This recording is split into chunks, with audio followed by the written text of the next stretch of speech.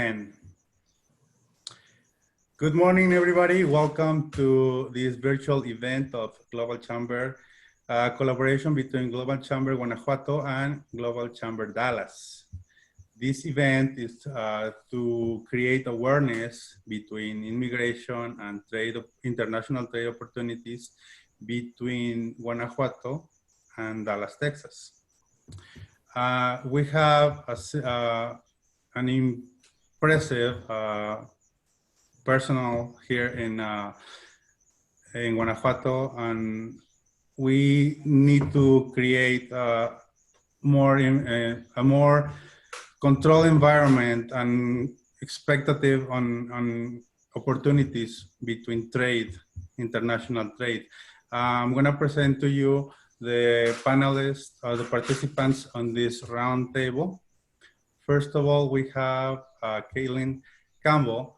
She is an immigration lawyer in Dallas. And we have Juan Hernández, the Secretary of Migrant and Foreign Affairs in Guanajuato.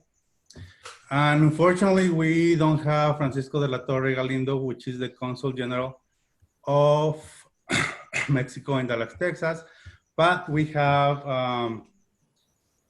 Carlos Padilla on his representation. And we also have Nelson of Olavarrieta, which is the executive director of Global Chamber in Dallas. I'm gonna give you a short time so you guys can, so the participants can introduce yourselves to the public. Kathleen, please. Well, thank you very much. My name is Kathleen Campbell Walker. I'm a former national president of the American Immigration Lawyers Association, and I'm co-chair of the practice group on immigration for the law firm of Dickinson, Wright. I practice predominantly in El Paso and have been doing so for about 34 years. Okay. Secretary? Your audio. You mute yourself. Okay, Mr. Juan Hernández, it's not needs Perfecto. Ahí está. Okay. Ya estamos presentes, parezco nuevo. Pues algunos han hablado en inglés, me cambiaré al español para que todos los que nos están viendo, especialmente en Dallas, de la gente con la que hemos promovido que ven este programa lo puedan ver y lo puedan entender en español, pero pues es un gran placer estar aquí con ustedes. Juan Hernández, su servidor, dirijo la Secretaría del Migrante y Enlace Internacional que fue creada por el gobernador Diego Sinué para atender a nuestros migrantes en Estados Unidos en todas las áreas sociales, pero también en las áreas económicas. La idea es crear oportunidades para que ningún guanajuatense se tenga que ir por falta de oportunidades. Y este no es mal tiempo para ponernos a trabajar y crear muchas oportunidades tanto para Estados Unidos como para México, ahora que ya está, pero el TEMEC ya empezando ahora sí a prender motores. Gracias por invitarme. Thank you. Carlos Padilla. Hola a todos, mi nombre es Carlos Padilla. Soy el cónsul encargado de Asuntos Económicos y de Cooperación Comercial del Consulado General de México en Dallas. Estoy aquí en representación del cónsul Francisco de la Torre. And Nelson. Gracias, mucho gusto. Nelson Olavarrieta. Soy inmigrante mexicano radicado en el área de Dallas y desde este año como director ejecutivo de Global Chamber Dallas y quedo a sus órdenes. Gracias por la invitación.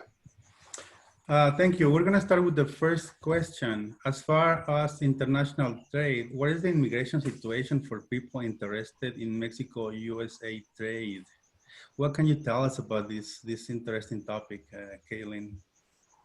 Thank you very much. I mean, for all of us right now with this 2020 pandemic year, it has created all kinds of additional challenges we normally would never expect. From an investment perspective from Mexico, even with the implementation of the new US-Mexico-Canada agreement, the playing field is the same concerning investment. We still have the e-visa category that is used for treaty trader and treaty investors from Mexico into the United States. And fortunately, it's not one of the visa categories that's subject to these bans, proclamations that are requiring a suspension of immigrant and non-immigrant visa services since March 20th. On July 14th, just recently, the consular posts announced that they would have a slow opening of certain consular services, both immigrant and non-immigrant. So what that means is we expect that for the e-visa applications for investors that have been just sitting in the pipeline, that perhaps we will start to see them actually working on them again. But the consular post, the main one for immigrant, non-immigrant visas in the E2 category in Mexico, that's Ciudad Juarez. And it's basically still not announcing that it's processing cases, it's accepting the e-cases. So I think we're dealing with a really difficult time frame right now and being able to predict when we can go ahead and make our investment and get our workers in that would qualify. And the same thing, we have some concerns regarding the L1 non-immigrant intercompany transferee category that we use a lot for investors. And that's because we've got that June 22nd proclamation saying no L visa issuance except in certain circumstances. So somebody needs a guide to be able to figure out the timing and the processing. And we're all kind of guessing at the moment, but that's what I have as an introduction. Thank you very much for your participation. Secretary Juan Hernández. Sure. And Kathleen Campbell, great to see you, and very important your observations. And we're so glad that you're in the Dallas area, I understand, serving so many of our immigrants. Muchas gracias, Kathleen. Me brinco al español, si se vale. Pues yo creo que me gustaría comentar de que la relación entre México y Estados Unidos tiene tres complejidades en este momento. Tenemos la pandemia del COVID-19 que sigue en aumento en las dos naciones, aparentemente. La implementación del nuevo tratado del TEMEC, y que puede ser maravilloso para estados como Guanajuato, para México, Estados Unidos y Canadá, y las elecciones presidenciales del próximo 3 de noviembre. Y a lo mejor también podríamos incluir las elecciones en México, ¿verdad? El 2021.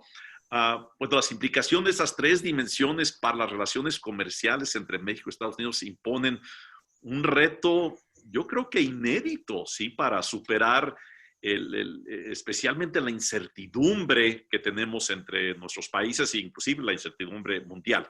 La importancia de esta relación comercial entre Canadá, Estados Unidos y México tiene una relevancia de verdad, no solo para los tres países, sino nuevamente mundialmente. El centro, en varios estudios ha habido que señalan que estos tres países, aunque solo representan el 7% más o menos de la población mundial, representan el 16 o más del comercio global. Entonces, en cuanto a la migración, y a veces me es difícil entender las restricciones que hace Estados Unidos y de repente México también en esa área cuando hay gran necesidad de mayor movilidad. Pero en cuanto a la migración, comienzo diciendo que en el 2019 la OIM, la Organización Internacional de las Migraciones, estimó que más de 272 millones de personas estaban cambiando su residencia de un lugar a otro. Y sabemos que aunque se ha reducido la migración de México a Estados Unidos, o sea, son más los que regresan que los que se van, de todos modos significan millones que están yendo y viniendo cada año. El gobernador Diego Sinué Rodríguez Vallejo, gobernador de aquí de Guanajuato, donde ahorita me encuentro, definió como uno de sus principales, unos principales ejes de trabajo el lograr el bienestar de la población guanajuatense dentro y fuera de las fronteras de Guanajuato y de México. y por eso el 18 de septiembre del 2018 se creó la Secretaría del Migrante y Enlace Internacional, que me honró el gobernador invitándome a participar. Y la idea es dignificar e integrar también económicamente a los guanajuatenses donde se encuentren. Tenemos, algunos dicen que 1.2, 1.3, otros dicen que hasta 1.5 millones de guanajuatenses en Estados Unidos. El cónsul de la Torre, muy gran amigo de su servidor, me habla de que probablemente rebasamos 325 mil guanajuatenses nada más en el área de Dallas, Fort Worth, Plano, por allá. Un grupo muy, muy grande, posiblemente la concentración más grande de guanajuatenses se encuentre ahí. Termino nada más diciendo que en adición al fenómeno de migración, el desarrollo actual de Guanajuato ahora atrae a personas migrantes de otras partes de México y de otros países. Ya tenemos más de 2,000, 2,300 japoneses viviendo en Guanajuato. Tenemos miles de pequeñas, medianas y grandes empresas japoneses. Ya es la mayoría de las compañías internacionales ya no son de Estados Unidos en Guanajuato, son de Japón.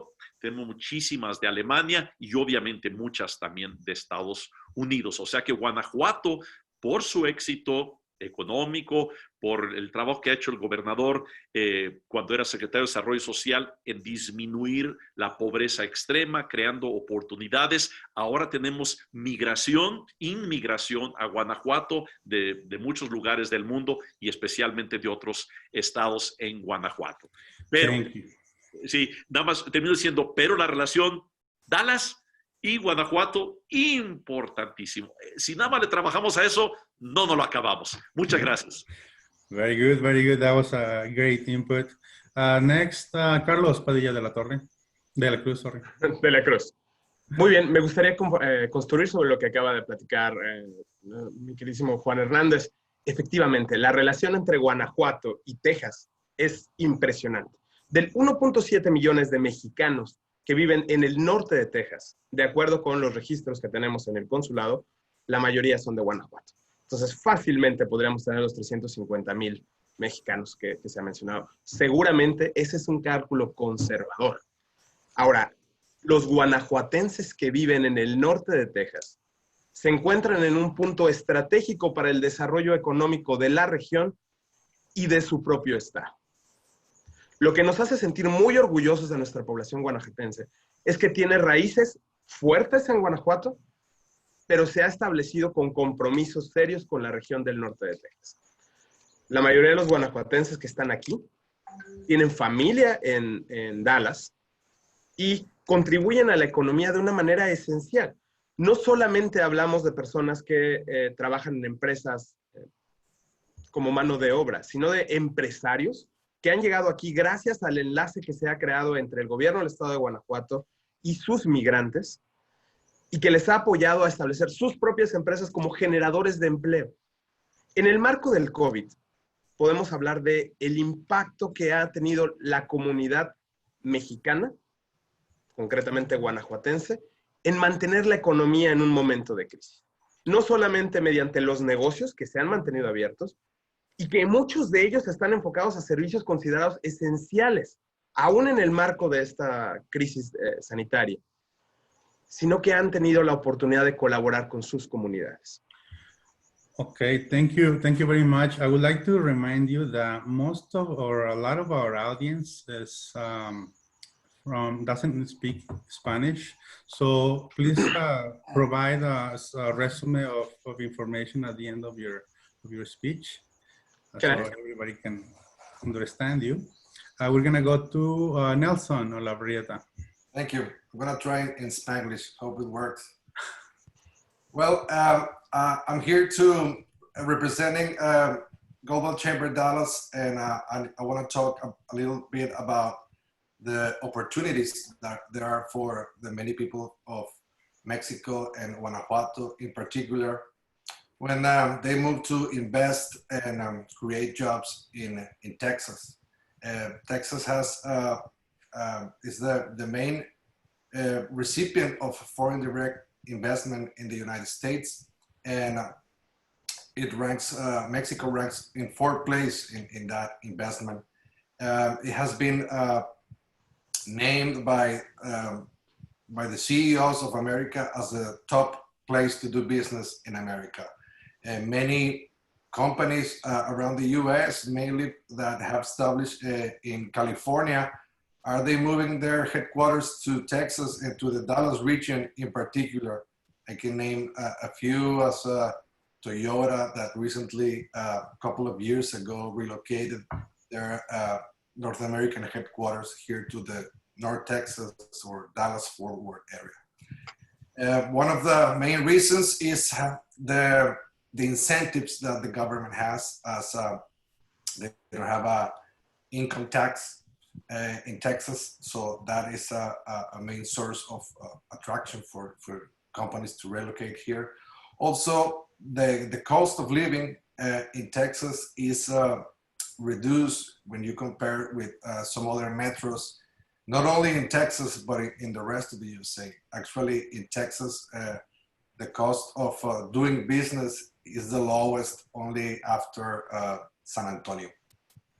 And also, one of the main points of attraction for our regional area is the infrastructure that we have in terms of connection. We have an inland port, which is the Dallas-Fort Worth Airport, that has direct flights to Guanajuato. So Carlos and Juan already mentioned there is a big exchange, probably one of the biggest between the state of Guanajuato and the state of Texas, mainly with our region.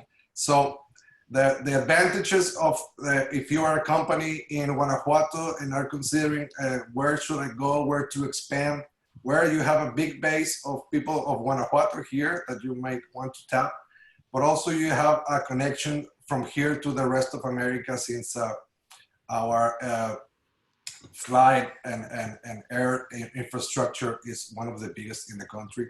So I'm going to elaborate on those points and some other comments in my next round of speak.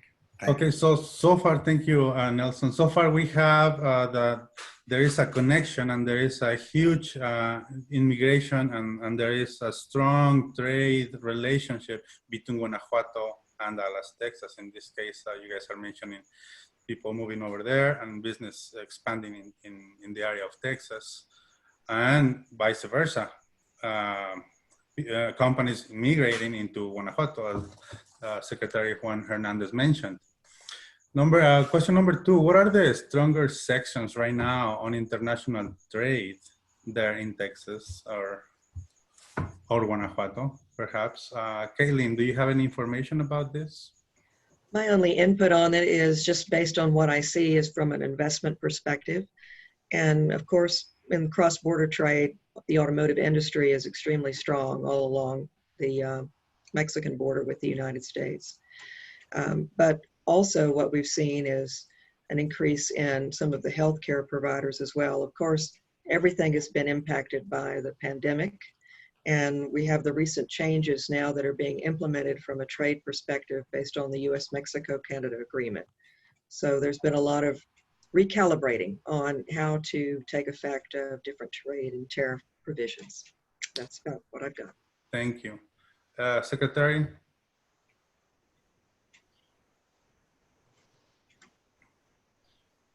Sorry, this computer doesn't like to turn on and off the audio. And I'll switch to English now. I understand that the majority of those who are watching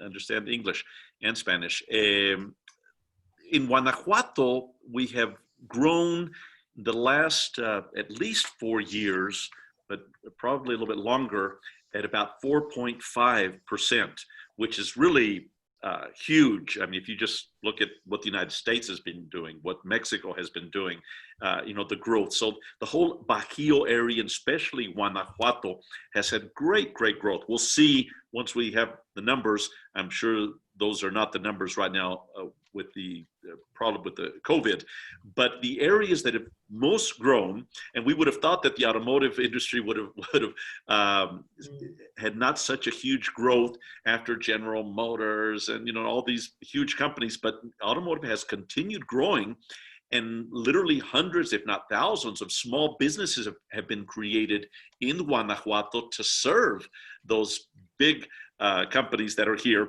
But also Guanajuato has grown in fashion. One of the areas, in León, we used to do just the shoes, whatever, which is wonderful. We still do, but now Guanajuato is starting to do the fashion of shoes. We've also grown in the chemical industry. We've also grown in food and the whole agro-industrial area.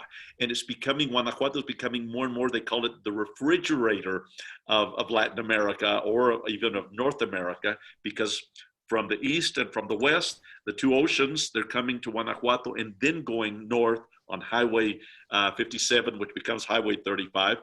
We've also grown in the aerospace area, logistics, definitely, technology and information, and in housing.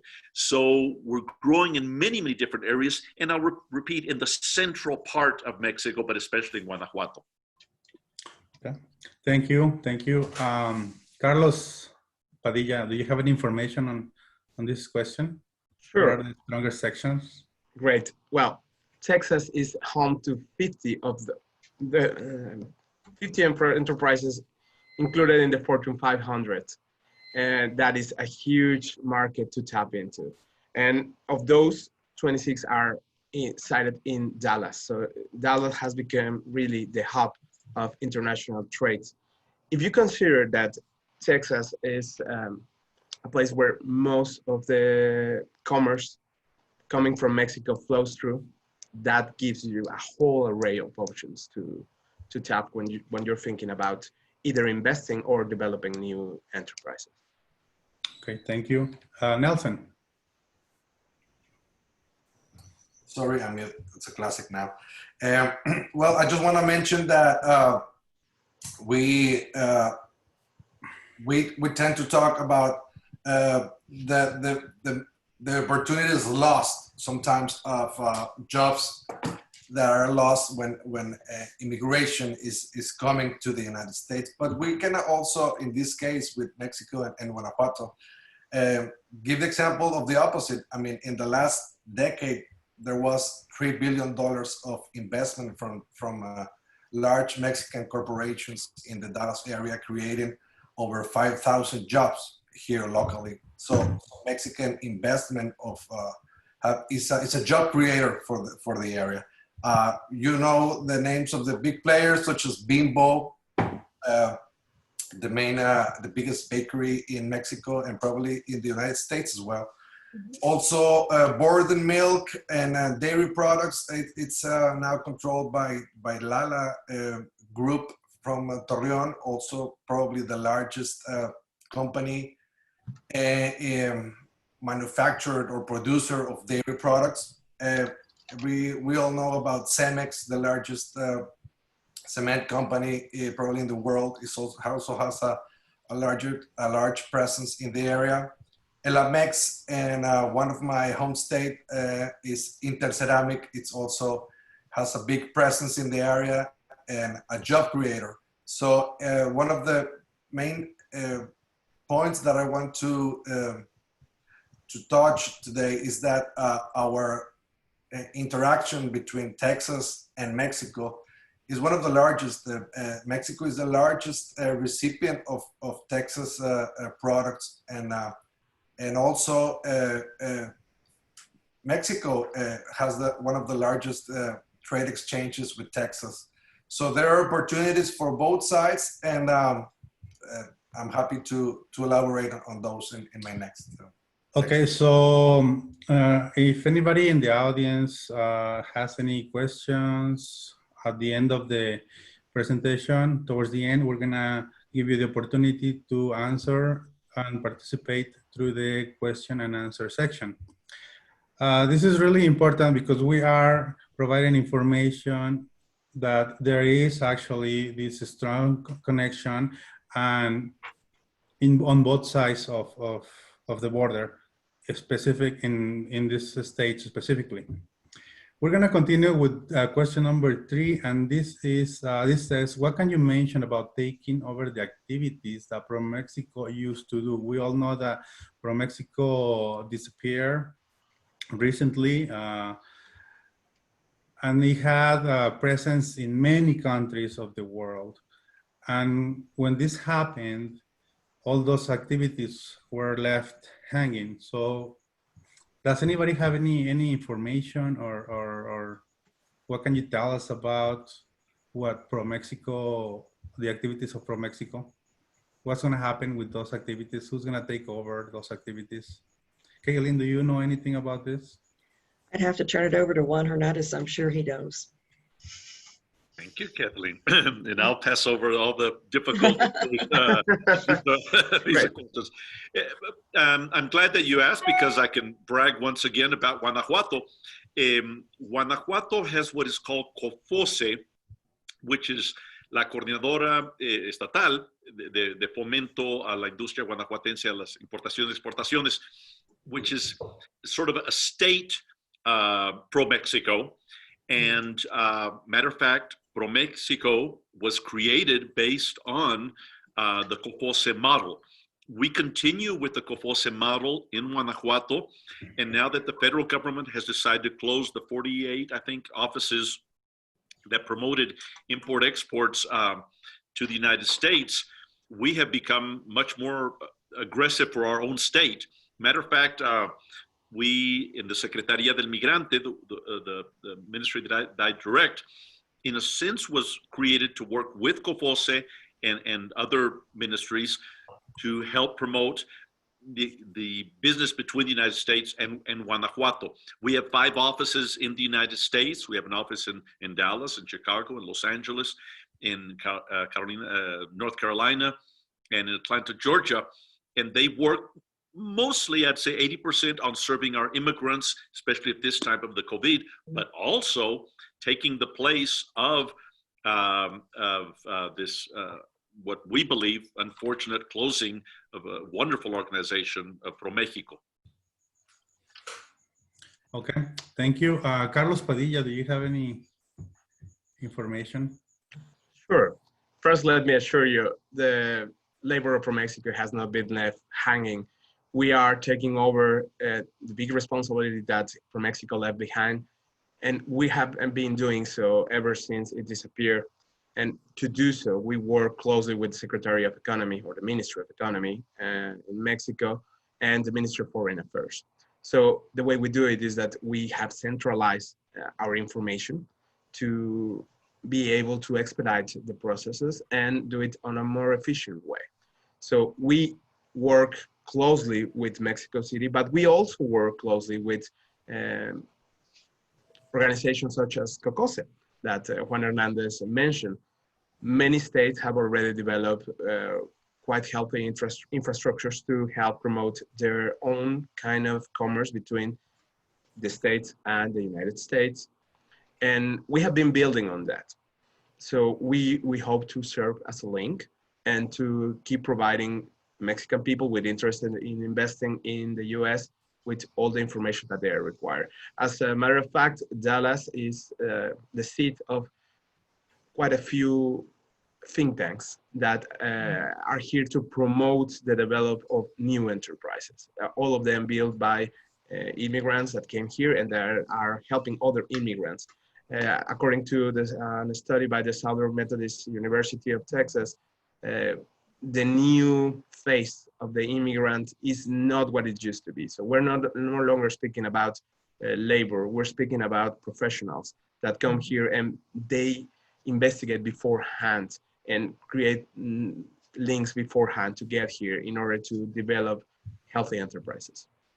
Okay, thank you. Nelson. Yeah, if I add just a point that we learned recently as last week is that also a group of governors in Mexico that they are in the opposition to the federal government, but they decided to join forces. I know the state of Guanajuato is part of that effort as well, as is Chihuahua and Querétaro. I forgot the rest of the the states, but they said that they're going to take whatever the ProMexico was doing, and they try to continue as on their own as a state. So that's good that, as Carlos is mentioning, maybe it was a name change, but now the Ministry of the Economics is pushing in this regard. But also it's good to know that the states are doing their job, and we would like to work with them and collaborate.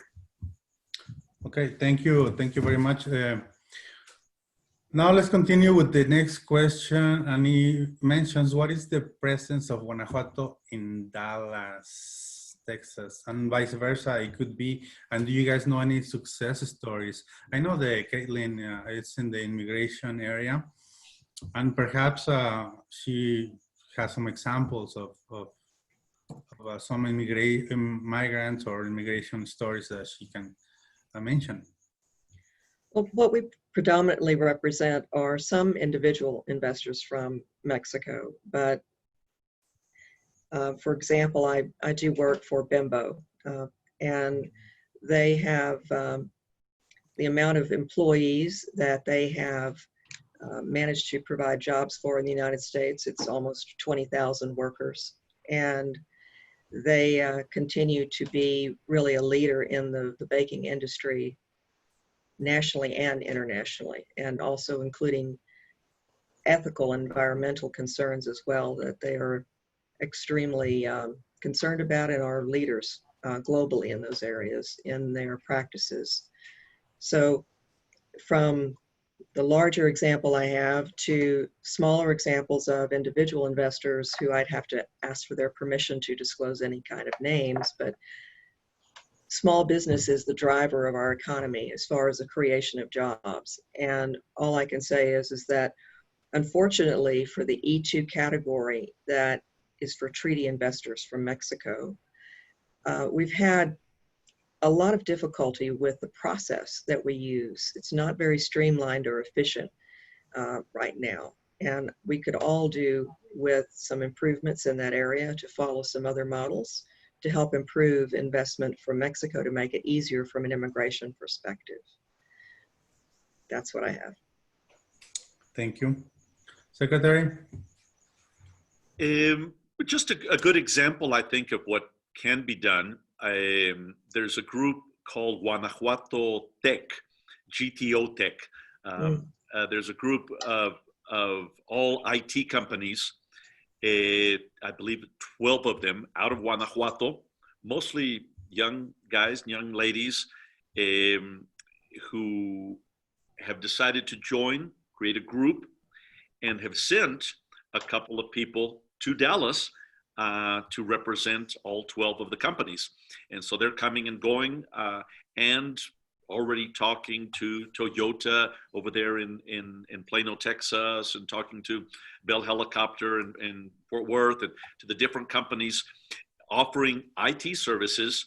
And these are all Guanajuato companies. So I think that's a great example of what can be done. And I'm sure that these 12 companies are going to be a great success, keeping one foot in Guanajuato and one in the Dallas area. Okay, thank you very much. Carlos? If you allow me, I will speak broadly. Like we established, the major part of immigrants in this region are from Guanajuato. So when I speak about the histories of success of immigrant people in the north part of Texas, I'm really speaking about the success of people from Guanajuato that live here. So at the moment, Dallas is the seat for 35% of the headquarters of Mexican companies that invest in the US. At this moment, the trade between Mexico and Texas has created and helps maintain 400,000 employments under this time of crisis. And I have always been very proud about what we Mexican people can do during a crisis. And this has provided us with a lot of opportunities to prove how essential the immigrant workers are in the US economy. And I'm talking about enterprises. I'm talking about the capacity of great people who feel like this is his or her home, and they are compromised to keep this home safe in this time. Lala, Gruma, Mission Foods, all these enterprises have been working tirelessly to keep providing food for the area.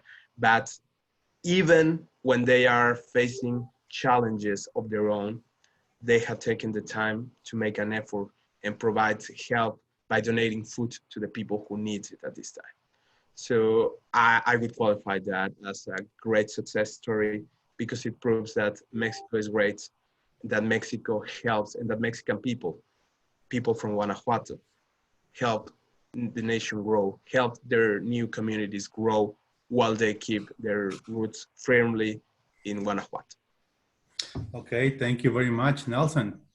Well, I would like just to add that, as Juan mentioned in his open statement, the USMCA, or TEMEC, como le decimos en Mexico, the new NAFTA, it has new incentives, and many of these incentives are to bring manufacturing back into the United States. And I have seen with the chamber in the recent year, and as in my private practice, that many Mexican companies that have established themselves as suppliers of the big manufacturing companies in Mexico are looking for opportunities to come to the United States and move their, if not moving their whole production to the United States, to have a foot here. So the incentives are now in place to move production. Maybe this production will come from Asia, from China, especially in the health sector. We have seen that this the pandemic has bring some alerts about the necessity of having your supply chain close to home. So for the companies that are listening to us and they have their suppliers of or part of the supply chain of manufacturing companies or international companies, they are aware that many are looking to expand now to the US, to have a presence here. And I just like to mention that we can help them, as what we have done with many other companies here, to relocate and have a presence in the United States, in the Dallas area. Okay, we're gonna go to the last question, and then I'm starting to get some questions from the audience, and we're gonna go to that after this question, and it's how has COVID-19 and immigration affected international trade between Guanajuato and Dallas, Texas? What do you have any information on this, Kathleen? Sure. I also sent a PowerPoint and some client alerts that if anyone is interested, I'd be happy to give them that information later. But it all started basically on March 20th with the suspension of consular services. So how we normally, as Mexican nationals, of course, there's no exemption from visa requirements as our northern neighbors get to benefit from. The Canadians are typically visa exempt from most categories.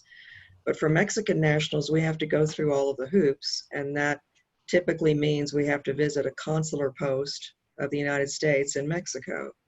And so on March 20, there was an announcement due to COVID-19 that there was a suspension of immigrant and non-immigrant visa services. So that means even, immigrating to the United States with an approved petition and all the work done to test the labor market, even those cases were put on pause. So we have a lot of people that are in a long line of waiting for the consular posts to reopen so that their approved applications by USCIS, Citizenship and Immigration Services, and they're waiting for their interview with the consular officer, can continue. So the backlog is tremendous. And there are some exceptions that were announced for immigrant cases, and more recently, non-immigrant cases on June 24th. So what's happened is that trade and investment from a Mexican perspective, if you're trying to get an e-visa, even if you're not a new investor, you couldn't get an appointment to be able to apply to be able to enter the United States and conduct your investment. So a lot of people have had to use the B1 business visitor and put their plans on hold, and then request emergency exceptions when they exist to be able to apply for the non-immigrant visas. Right now, I'm sure y'all have read that we have J visas, H-2B visas, which are for skilled workers, but they don't necessarily go into positions requiring a professional degree. H-1B, which are specialty occupation workers. Normally the job requires the degree. And the L-1 intercompany transferee cases. Those 4 categories were all suspended on the most recent June 22 proclamation that became effective on June 24th. That's Proclamation 10052. All of that is outlined in the materials that I have if you're interested in reading them. But what it means is that our normal mobility and our normal transfer of talent has just been put on hold. In addition to that, we have all these proclamations about geography. So if I've been in certain countries for 14 days before I try to get into the US, I can't be admitted to the United States. I have to go through another country, try to stay there 14 days before I can be admitted. In addition to that, we've got, the internal bans where, like Canada right now, to be able to travel to Canada, upon arrival, I'm typically subject to a quarantine unless I'm an essential worker. And you know that here on our land border, on the southern border, that we're having to deal with all of these letters about I am an essential worker engaged in cross-border trade, and therefore please admit me. That's an exception we have to apply on the land border that's now been extended through August 21. So I would just, in trying to break this down, you have geography bans that have to be considered, land bordered restrictions on travel that have to be reviewed, and then who's open for business as far as the Department of State is concerned. I don't mean to be expressing gloom and doom, but on August 3rd, just so everybody knows, 70 to 75% of the employees of U.S. Citizenship and Immigration Services are supposed to go on furlough for up to 90 days. So as far as our normal petition process, where you have to get something approved by USCIS first, this is going to be fun. We're all trying to figure out how this is going to impact our ability to get those initial petitions approved for people requiring them. So everybody just needs to be aware that there are a lot of different issues that we're juggling. And I'm not going to say it's based necessarily in logic.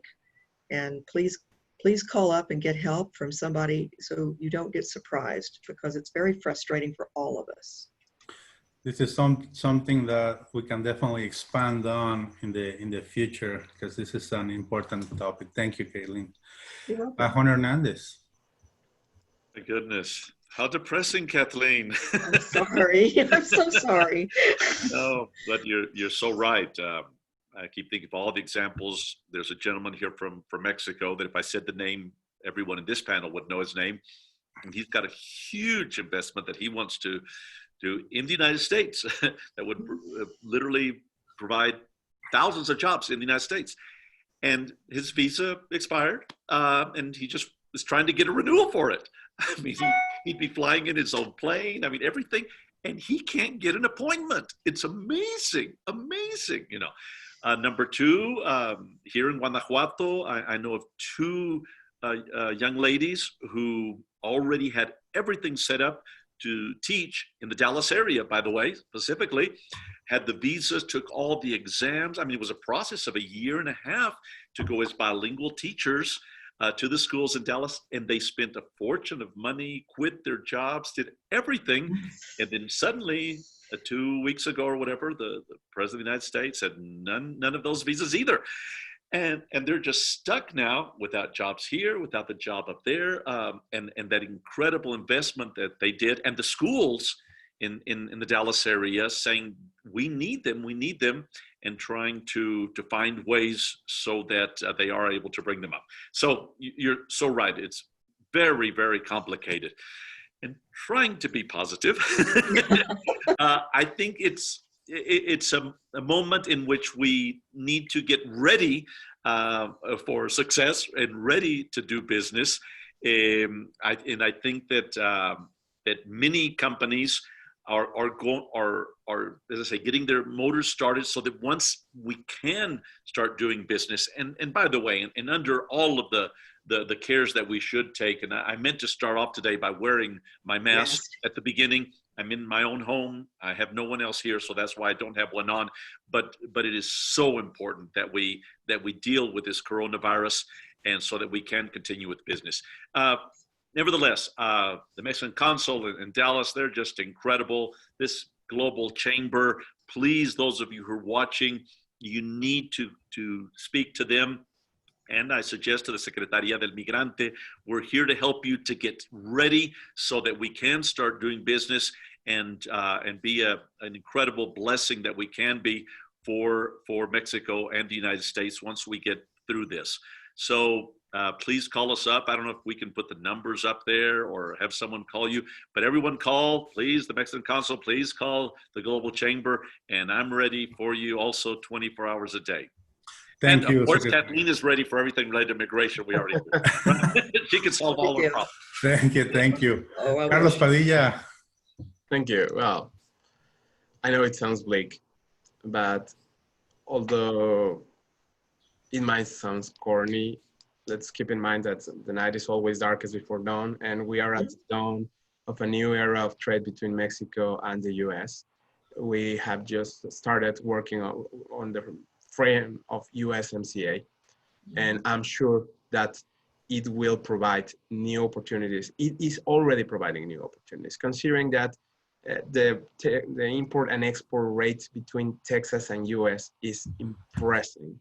And what's more important is balance. 33% of the imports from Mexico to the US are from Texas, and 35% of the exports from Texas go to Mexico. So we have a relationship that is equally important for both parties.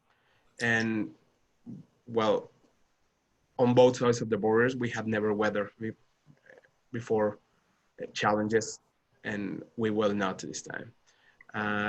We will keep supporting, we will keep working towards a new and stronger commerce era. And you can always get in contact with the authorities at the consulate. We have a line for emergencies. And right now we have developed a new system that will allow our community to reach to us in a safe manner that will not put in danger their health. So we are working within the frames of this sanitary crisis, and we will see a better tomorrow. Thank you, Carlos. Nelson, the last one, and then we're going to go to question and answer section. I think we can go straight to questions if you want. I hope I can expand over there. Okay, thank you very, very much. We have some comments on as far as we were mentioning the activities of ProMexico, and Jorge Canavati mentions that yes, those activities were taken over by the Ministry of Foreign Affairs, and he believes, he mentions Juan, he believes that the private sector should, through its trade organization, should be more aggressive in marketing and promoting ProMexico or Mexico's trade. So do you have any input on that? I think he's right. We should be much more aggressive.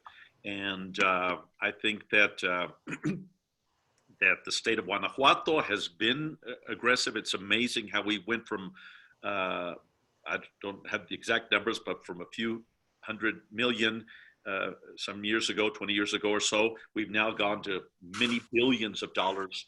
And I was just looking at, we now export to 132 countries just from Guanajuato.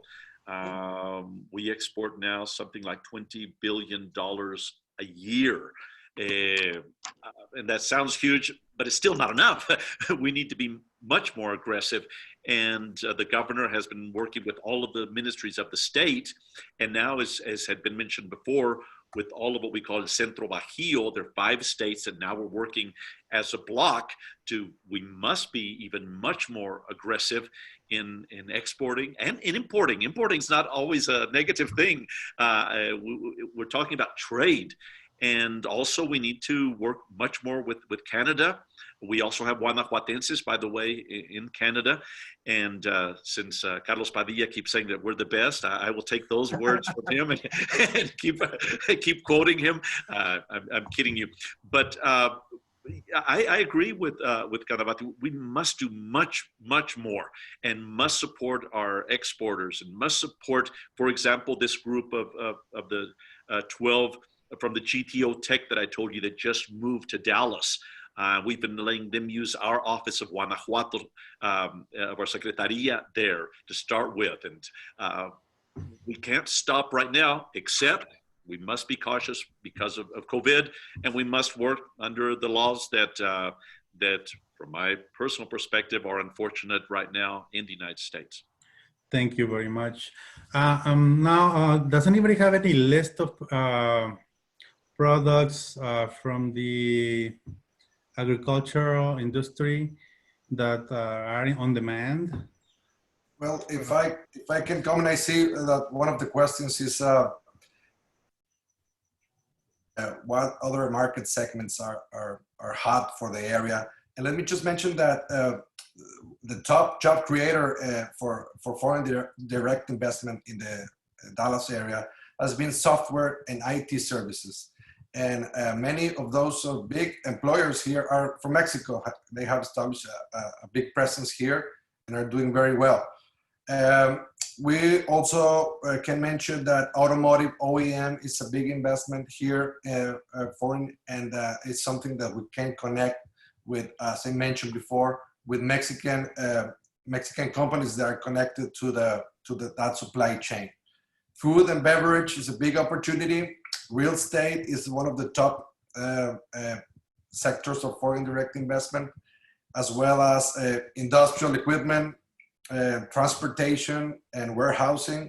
And many of the questions is about the new realities that post-COVID are going to bring. And we see that transportation and especially warehousing is going to be one of the largest sectors for investment. So it's already a big deal here in the Dallas area, because as we mentioned, that the fact that we are an internal port with the air and space infrastructure that we have. So that was my comment. Okay, thank you very much. We have a question from Hugo Calderon from Cibos, Mexico. He asked, Carlos Padilla mentioned something about the development of fintechs in Dallas. Would you tell us more about this, and how can a Mexican IT and call center participate on this? Well, like Nelson just mentioned, the IT as a commodity is really hot right now. So the COVID-19 has shown us that we can do business through these tools provided by IT companies. So the value of those companies have grew exponentially during the last months. And Mexico has a lot of think tanks that develop those kind of enterprises. So there is certainly an opportunity here, and they can always contact us, and we will do our best to create a link between people offering and the think tanks that will help them get their share of this opportunity. Okay, thank you. Let's try to get in at least two more or two last questions. And one of them is, can anybody comment specifically or more specifically about automotive and aerospace opportunities? Does anybody know anything about a specific opportunity? Well, I can just mention that it's really growing in Guanajuato, and many companies are looking to Guanajuato to see if this is the place for them to set up. And we've won several awards, it is moving ahead. We have our own airplane that's now going to be manufactured as small airplanes, but manufactured in Guanajuato. So things are moving along. Of course, the last 4 months, things have stalled.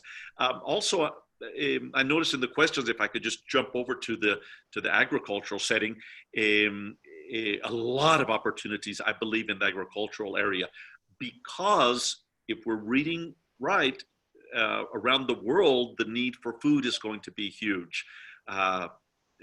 Sad to say, in Guanajuato, which was known some decades ago as the place for the agriculture, you know, we're still #1 for broccoli, for example, to the United States, but we continued doing well in agriculture, but we were moving more towards the automotive and other areas.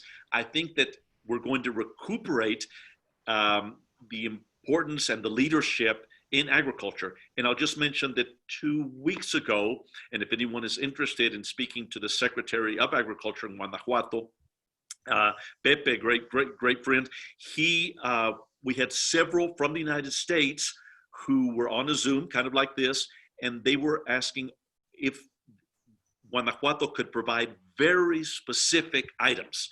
And so the secretary had some business leaders, and so they said, yes, but can we get sweet pea, forgive me, I don't know the vocabulary, yellow with red spots, I don't know, and 300 tons per month. And we were able to say, yes, we can get this, but no, we can't get that, and we can send in 2 weeks. So anybody wanting some very specific items like that, please let us know, and we will help them. Thank you. Last 2 minutes. What are your expectations on tourism, including cross-border visits or shopping or regarding COVID-19? Where we are right now is we know that the particular land border restrictions prohibited B2 tourism visits into the United States. So we know that that's going to be extended through August 21st. And we're just going to have to look at it again as we get closer to August 21 to see if they're going to extend it again. The expectation is that probably it will be extended for another month, but we're just going to have to wait and see. And I noticed the other question that is here relates to the question of the backlog that's been created by all this suspension of consular services, and who knows what's going to happen regarding the furlough of USCIS operations starting August 3rd. We've already seen a number of different cases where we've added over a year's worth, if not more time, in getting a petition approved in certain categories. So unless we get some funding from Congress, which there are a couple of bills that are pending right now, I can't really give you a good guess about when we're going to get out of this horrible backlog right now. Just yesterday, or I'm sorry, on Friday, we had a new visa bulletin posted, and we've had an advancement of several months for India and Chinese applicants. So we're going to have a lot of applications coming in the month of August, which is not going to help on our backlog. So great, there's some more joyous news for us to consume, and we're not quite sure when we're going to get relief. I'm sorry. Well, thank you very much. At this point, I would like to thank Global Chamber Dallas and our crew here in Guanajuato, and to mention to the audience, if they want to contact or get in touch with any of the participants, they can do it through Global Chamber. This is the kind of events that we focused on, and we want to create awareness on international trade and help everybody grow. We help companies grow, and we are very thankful and grateful for your participation, and we would like to continue later on and working together with you as well. Thank you. Thank you very much. Okay, well, thank you. That was all for this event. Please keep on for more information. Keep pending. We're gonna show more events later on, and this is all for right now. Thank you. Thank you. Gracias. Bye.